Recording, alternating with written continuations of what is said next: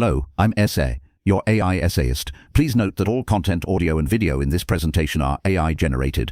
As AI can sometimes produce inaccuracies, I encourage you to verify any factual information presented. With that in mind, let's begin. Here begins the essay. The year 1960 marked a pivotal moment in the annals of experimental physics with the publication of Donald Glaser's seminal work, The Bubble Chamber. This essay undertakes a rigorous, section-by-section examination, a detailed appraisal of the claims, methodologies, and conclusions presented within Glaser's groundbreaking contribution. This undertaking seeks to provide a judicious evaluation of the work's internal coherence, its contribution to subsequent understanding, and its ongoing significance for the discerning student of physics and the history of science. Section 1 Introduction.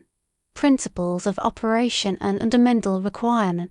Glaser's initial presentation of the bubble chamber artfully establishes the core principles of its operation. The essay introduces the central tenet of the chamber's ability to make visible the paths of electrically charged particles. This is achieved by exploiting the superheated liquid, rendering it sensitive to the passage of these particles. The liquid, maintained below its boiling point at a given pressure, becomes metastable, that is, poised to boil readily. The introduction describes how the particles traversing this liquid act as nucleation centers, initiating the phase transition from liquid to vapor and leaving a trail of bubbles that trace their paths. Glaser clearly states the liquid must be purified to make it capable of operation. The introduction establishes the crucial requirements: the selection of an appropriate working fluid, the attainment of an unstable thermodynamic state, the method to provide a short time, delay, and effective imaging techniques to photograph the particle tracks.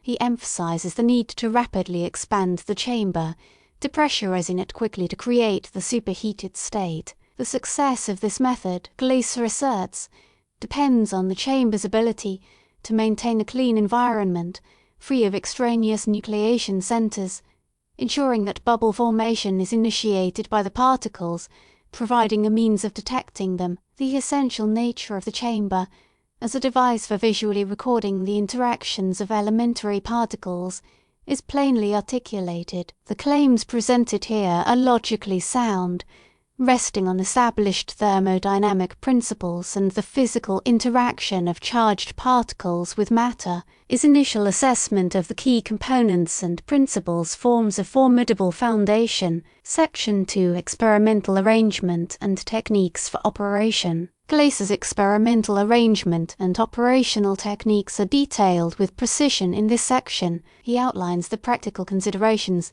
necessary for building and operating a bubble chamber. He discusses the selection of the specific working fluid, emphasizing the properties of several choices, including its viscosity, its sensitivity to radiation, and its boiling point. The essay describes the use of both liquid hydrogen and liquid helium. The subsequent discussion presents the means to achieve and maintain the necessary pressure and temperature conditions, the essential elements for the chamber's function. The description covers the apparatus responsible for rapid expansion and compression, cycles, the critical event that permits the bubble formation. Glaser emphasizes the methods for achieving a clean operating environment, including meticulous purification processes to remove impurities and contaminants which could otherwise initiate spurious bubble nucleation. The section also explores the complex photographic techniques used to capture the tracks. The focus is given to high-speed photography,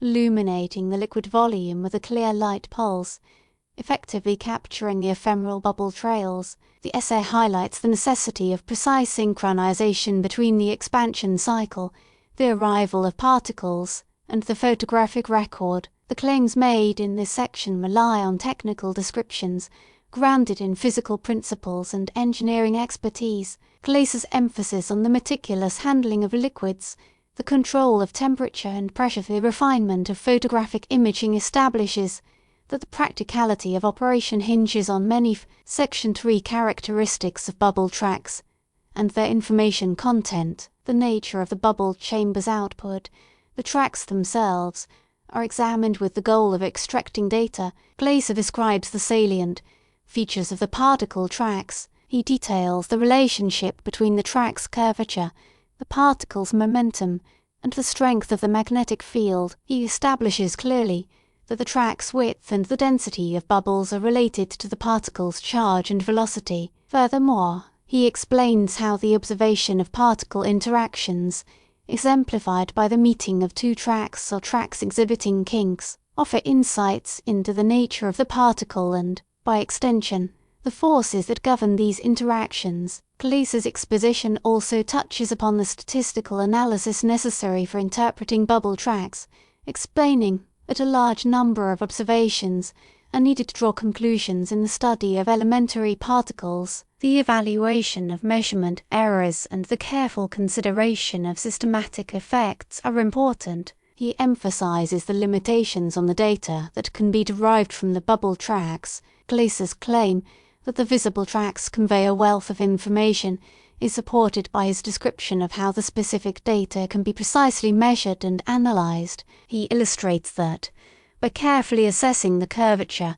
the width, and the interaction topology of the tracks, physicists could infer the identity and properties of unknown particles. Section 4 Results and Applications. Early explorations of particle physics. Glaser's work provides many examples of the bubble chamber's early application to the realm of particle physics. He presents several specific experiments and demonstrates how the bubble chamber illuminated the behavior of fundamental particles. The central focus is using the device to study the interactions of particles in a controlled environment. The essay refers to the identification of new particles, their properties, and their modes of decay. Glaser highlights the discovery of the antiproton, which was a crucial test of the theory of matter and antimatter. The precision of the bubble chamber in reconstructing complex events is central to the assessment. The essay discusses the means to study the scattering of particles and the investigation of nuclear processes,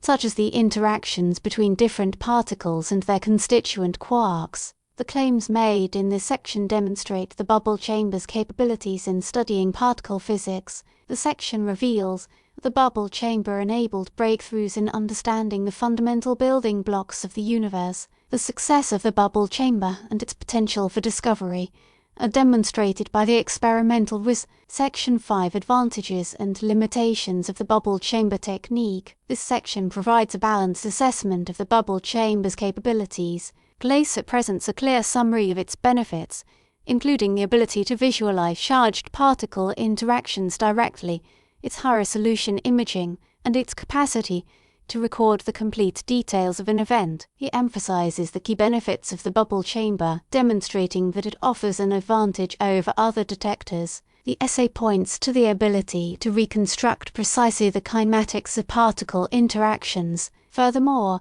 Glaser discusses the limitations associated with bubble chambers. He acknowledges the relatively slow cycle time, meaning the frequency with which data are collected. Another limitation that Glaser presents is the difficulty of studying neutral particles that do not leave a visible track. The use of a chamber depends upon indirectly observing the effects of these particles. The essay also discusses the practical challenges associated with chamber development, maintenance, and data analysis. This includes challenges like the handling of cryogenic liquids, the need for highly controlled experimental conditions, and the enormous computing power required for processing large volumes of data. The assessment of the method's drawbacks ensures that the reader has a complete understanding of the technology. Glaser's frank discussion of the shortcomings is critically important to understanding the bubble chamber's role. Section 6 Technical Advances and Future Directions. The final section provides insights into the ongoing development of bubble chamber technology and its prospects. Glaser discusses the innovative methods to increase chamber volumes and the development of different chamber designs. The essay highlights the potential of employing magnetic fields to observe tracks of particles. He also describes advances in photographic techniques. Glaser hints at the application of bubble chambers in other scientific domains. The essay concludes by acknowledging the challenges in scaling up the apparatus, increasing the rate of operations, and improving the overall sensitivity. Glaser's predictions regarding future developments in bubble chamber technology remain a useful analysis. The discussion indicates the future directions of the bubble chamber research program. Glaser's concluding remarks highlight the continuing significance of the work. Conclusions summary. Significance and enduring legacy. Donald Glaser's work on the bubble chamber constitutes a seminal contribution to the science of particle physics. His meticulous description of the principles, the operational techniques, and the application of the bubble chamber as a model of experimental clarity. The scientific validity of the claims presented throughout the work is grounded in established physical principles and substantiated by the experimental results. Glaser's methodical approach to this scientific undertaking is a testament to his commitment to rigorous science. Glaser's work is significant for multiple reasons. His achievement came from the fusion of scientific innovation and engineering skill to design and construct an instrument capable of visualizing the invisible. Its immediate impact on particle physics was remarkable. As evidenced by the early discoveries, the bubble chamber quickly became an indispensable tool for understanding the behavior of subatomic particles. Beyond its role in scientific discovery, Glaser's contribution also provided new opportunities for particle physics. The bubble chamber permitted unprecedented access to the world of elementary particles.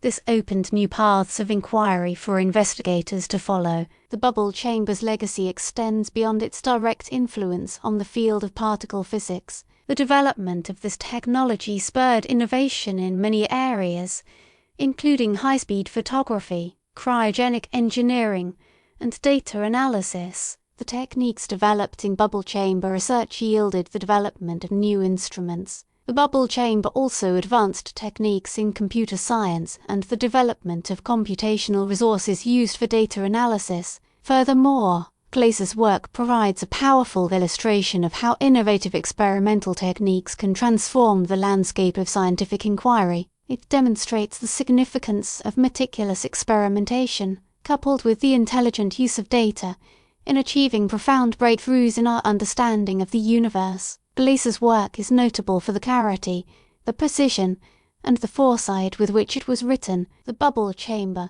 a remarkable invention, continues to serve as an enduring testament to Glaser's contributions to the pursuit of understanding the universe. We really appreciate you tuning in to this AI-powered presentation. Our goal is to push the boundaries of AI in content creation, and your input is invaluable. If there's a particular subject you'd like to see us tackle next, or if you have suggestions on how we could fine-tune our AI's creative prompts, please don't hesitate to leave your ideas in the comments section. We're excited to bring you more unique content very soon.